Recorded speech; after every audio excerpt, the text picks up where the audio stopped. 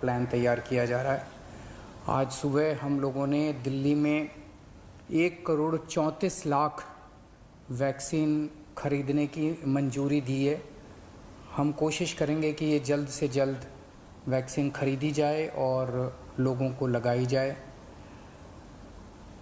इस महामारी में वैक्सीन एक समाधान निकल के आ रहा है। वैक्सीन जिन लोगों को लगी है उनका एक तरफ कोरोना नहीं होता, या जिनको होता है उन लोगों को माइल्ड होता है। उनमें से अधिकतर लोगों को अस्पताल की ज़रूरत नहीं होती, और अगर अस्पताल की ज़रूरत पड़े भी तो उनकी बीमारी सीरियस नहीं होती, ऐसा देखने में आया है। तो कोरोना एक तरह से अगर वैक्सीन सबको लग जाए तो कोरोना एक ऑर्डिनरी बीमारी की तरह हो जाएगी, अगर होगी भी तो ठीक हो जाएगी। इंग्लैंड में, यूनाइटेड किंगडम में अभी कुछ महीने पहले तक कोरोना का इतनी ज़बरदस्त कहर था जैसे भारत के अंदर है, और वहाँ उन्होंने वैक्सीन बहुत बड़े स्तर के ऊपर अपने लोगों को लगाई।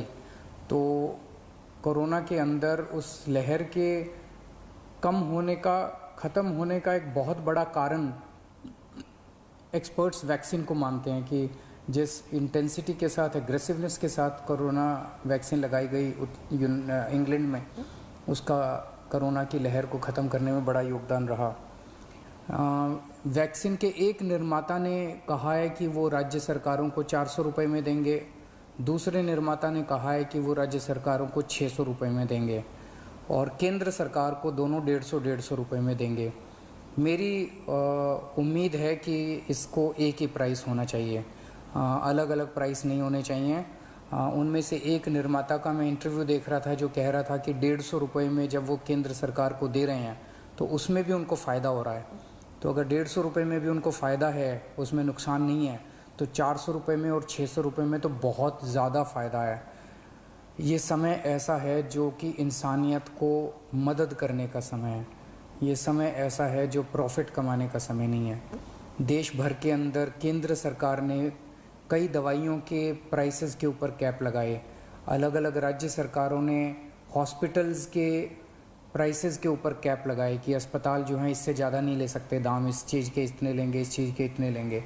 ऐसे समय में जब सारा देश मिलके कोरोना की लड़ाई लड़ रहा है, मैं समझता हूँ एक तरफ मैं वैक्सीन मैन्युफैक्चरर्स से अपील करता हूँ कि एक तरफ वो खुद भी इस प्राइस को खुद ब खुद 150 रुपये पे ले आएंगे। पूरी ज़िंदगी पड़ी है प्रॉफिट कमाने के लिए। ये टाइम, कोरोना जब महामारी इतने बड़े स्तर पे फैली हुई है, लोगों से ये प्रॉफिट कमाने का टाइम नहीं है।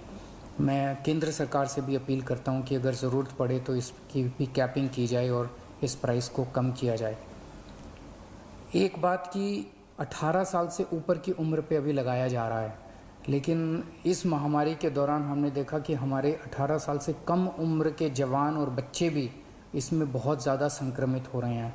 उनमें से कुछ लोगों की मौत भी हुई है।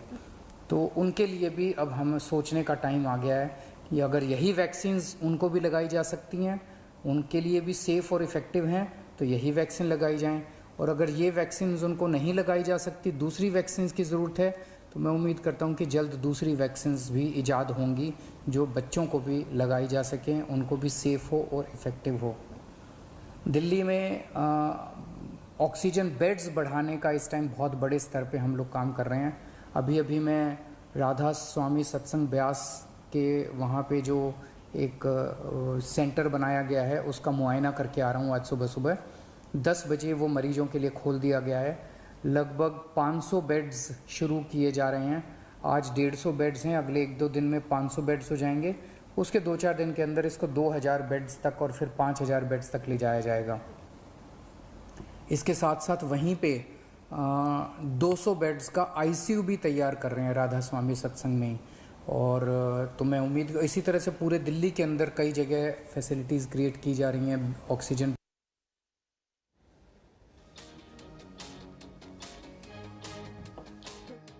Arvind Kejriwal there, who's just addressing the media, where he's speaking about the shortages that's been faced in Delhi. In fact, Delhi is all set to receive 70 tons of oxygen amid acute shortage. A train carrying 4 oxygen cylinders will be reaching the national capital tonight, and the Railways has also now decided to ferry oxygen from Raigarh's Jindal Steel plant to Delhi.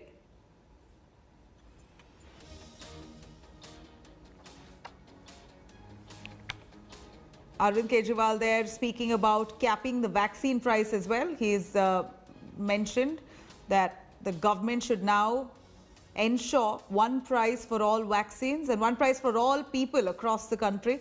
And this is not the time for profiteering, and that vaccine prices must be capped. Apart from that, of course, the Delhi shortages, the oxygen supply that the centre and the state now collectively is attempting at boosting. Arvind Kejriwal there highlighting the efforts of the government right now to restore all those shortages that's faced by hospitals across. Anisha Mathur joining us on the phone line for more. Anisha, do take us through Arvind Kejriwal there addressing the media, largely speaking of capping vaccines.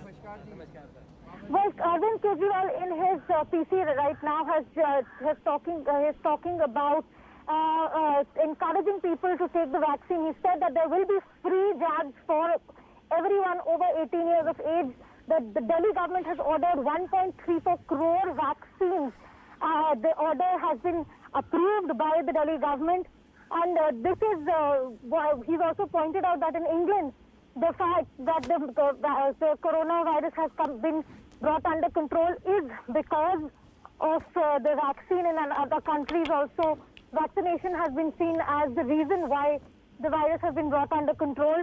Now, he has also, in fact, talked about how companies need to give a universal price for vaccination, that the differences of prices in states, he's condemned that with one of the vaccine manufacturers talking about differential prices for states and centre. Arvind Kejriwal has come out and condemned that, but he has said that the government has approved of 1.34 crore vaccines for Delhi, and that is, and this is going to be a major step in ensuring that vaccination is given to everyone over 18 years of age.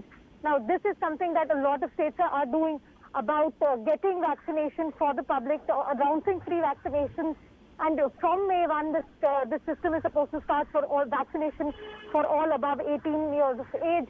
So, with Delhi facing a very, very serious spread of the pandemic, it is something that is very, very necessary. Back to you. Absolutely, Anisha. Thank you very much for joining us with those details. Hi everyone, Preeti Chaudhary here. Hope you like this video. For latest news and analysis, like and subscribe to the India Today YouTube channel. And don't forget to press the bell icon to stay updated. Thank you for watching.